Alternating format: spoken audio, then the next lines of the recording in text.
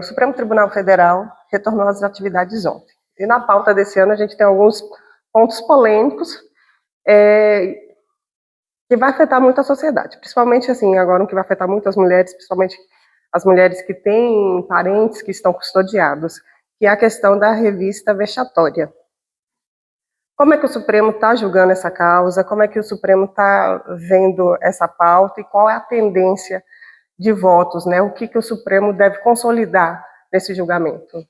Esse é um tema muito interessante, porque realmente afeta muito a sociedade, e ele tem sido discutido desde quando foi reconhecida a repercussão geral, em 2020, e até outubro do ano passado, quando o julgamento foi suspenso por um pedido de destaque do ministro Alexandre de Moraes.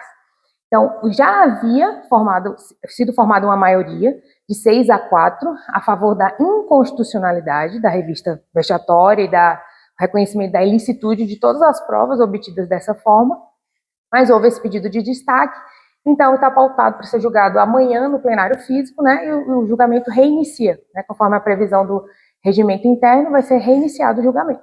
Então, haveria aí uma tendência de reconhecer a inconstitucionalidade, ou seja, de proibir a visita íntima, né, vexatória, mas amanhã, como o julgamento vai ser reiniciado, né, a gente precisa acompanhar para ver o que vai acontecer. E qual deve ser a forma correta de revistar as mulheres em presídios? Né? Porque a medida está aí para evitar a entrada de drogas, de armas e aparelhos celulares nas penitenciárias. Como é que os conjuntos penais, né, os presídios, podem fazer essa revista sem violar a dignidade da mulher?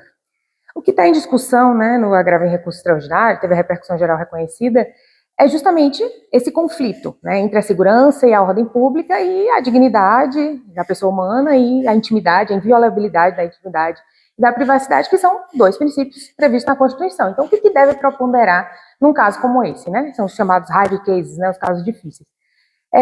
O que se discute muito no âmbito do recurso é que as apreensões que são feitas através da revista íntima são muito ínfimas comparadas às apreensões feitas nas celas. Então, tem um estudo da Rede de Justiça que demonstra esses dados, né, de que as apreensões a quantidade seria ínfima em relação às que são feitas nas próprias celas. Então, ponderando aqui, a gente já teria, né, prevalecendo a inviolabilidade, a intimidade. Como destacou o ministro Fachin, né, no voto dele, ele fala que é inconcebível, né, a violação, a revista, a inspeção das cavidades corporais, que é o que é feito nessa visita íntima vexatória. E existem diversos equipamentos, raio-x, scanner corporal, enfim, que já são utilizados em diversas unidades penitenciárias, e a tendência, né, de que seja implementada em todas as unidades, justamente porque eles são efetivos com relação ao combate, à prevenção aí da ordem e segurança dentro das unidades prisionais, e, por outro lado, não causam nenhum tipo de vexame, né, indignidade às pessoas, aos visitantes nas unidades. Isso a gente pensa, né, nessa estrutura mais para os grandes conjuntos, né, os conjuntos penais de maior porte, presídio de segurança máxima. Mas, assim, em cidades do interior, isso seria possível? Seria possível o erário custear com isso? A gente tem, por exemplo, na Bahia aqui mesmo, uma situação grave de carceragens que não tem condições nenhuma de estar funcionando. Muitas vezes o próprio Ministério Público, a Defensoria pede a interdição. Como é que tem que ser ajustado isso? Pois é um grande problema, porque o próprio Supremo, inclusive, já reconheceu o estado de coisas inconstitucional, né, do sistema penitenciário brasileiro, na DPF 347. Então, a gente sabe que a realidade nos presídios é a pior possível e que falta investimento. Então, é uma questão mesmo de escolha política, né, para preservação de garantias que estão previstas na nossa Constituição desde 1988. Então, precisa haver, sim, e pode ser que o Supremo venha a determinar que seja implementado, né, num prazo de 24 horas. O ministro Cristiano Zanin 24 meses, o ministro Cristiano Zanin havia se posicionado nesse sentido de dar um prazo, estabelecer um prazo para que os estados possam se organizar. E, enquanto isso, que fosse sendo realizada uma visita íntima de caráter não vexatório. Inclusive, alguns ministros que são contra o reconhecimento da inconstitucionalidade são a favor de se votaram a favor, né, de se haver uma visita íntima, um protocolo de visita íntima, inclusive com policiais do mesmo gênero do visitante, mas isso havia ficado vencido no julgamento que foi feito virtualmente, né? Amanhã é que a gente vai começar a observar o que vai acontecer. Mas, em resumo, o que deve ser feito é um investimento político com a finalidade de dar efetividade a direitos e garantias constitucionais, né? Como é que essa questão foi parar no Supremo? Qual a origem dela? Eu me recordo que há uns 10 anos a gente já falava sobre isso, o jornalismo já denunciava essas revistas vexatórias, e o tempo se passou, nada foi feito, a situação permanece a mesma?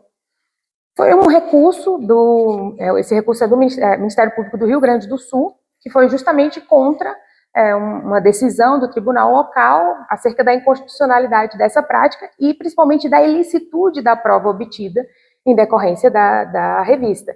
Então, foi apreendida droga, foi apreendida armas, essa prova seria ilícita porque decorre, né, de uma prática que não é constitucional, né, que não tem um lastro na nossa Constituição. Então, esse recurso do Ministério Público chegou ao Supremo. Existe uma postura, né, óbvia de se reprimir esse tipo de conduta, mas vai ficar a cargo do Supremo dar a palavra final, né, e certamente vai ser utilizada como parâmetro, né, para todos os juízes e em todos, inclusive, né, no âmbito administrativo. Sempre se fala, né, que se faltar cadeia, se investe em mais cadeias, né, porque a gente está num estado mais repreensivo, de políticas mais de repreensão. Mas por que a gente vive um país que tem um alto índice de carceragem, né, de encarceramento, com tanta falta de estrutura, com tanta precariedade? Eu defendo muito que seja uma questão cultural mesmo, que haja uma cultura do punitivismo, né, uma cultura policialesca, a sociedade busca a resposta na prisão, então sempre que acontece um fato grave, né, a gente tem que ser preso, e mesmo que não haja ali elementos, né, requisitos, pressupostos para a decretação de uma preventiva. Então, é muito uma resposta, né, ao que acontece. Então, existe essa cultura na sociedade, e o judiciário, claro, é um reflexo, né, é um destaque dessa sociedade. Então, eu acredito que a gente precisa combater essa cultura punitivista, como, por exemplo, né, as medidas cautelares substitutivas à prisão, que têm a mesma finalidade, ou seja, são proporcionais, né, atingem a mesma finalidade, são mais eficientes, mas causa menos dissabores, menos prejuízos, né, ao cidadão. Então, precisa haver uma mudança de cultura, né? Enfim, isso se faz com o jornalismo, né, com as faculdades, né, com a discussão em sociedade, para que a gente possa enxergar de uma maneira diferente. Essa seria também uma forma de tentar punir a família do detento, que a punição é individual, né? Se a pessoa está presa é porque ela cometeu algum delito, algum crime, e que ela está ali sofrendo alguma pena ou alguma restrição de direitos, né?